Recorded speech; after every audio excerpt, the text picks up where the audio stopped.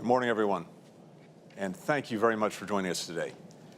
Our purpose, as you know, is to strengthen our collective response to the climate crisis. No challenge will have a more significant impact on the world or require a greater level of international cooperation. And no challenge ranks higher on the list of global priorities for this administration. Since we convened this group in April at the Leaders Summit, the international scientific community has issued a stark warning.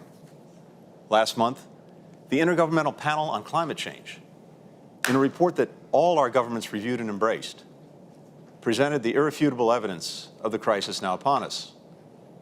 As context for our discussion today, I just wanted to highlight a few key findings.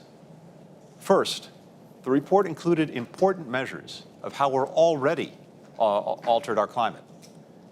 There's more carbon dioxide in the atmosphere today than there has been in 2 million years.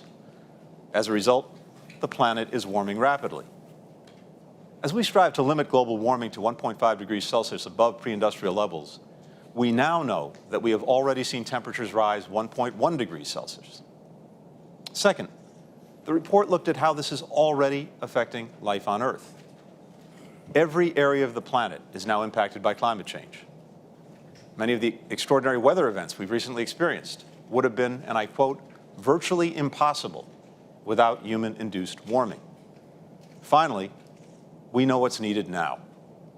To keep warming below 1.5 degrees Celsius over the long term, emissions must fall rapidly this decade, and they must reach net zero around 2050. The good news is this.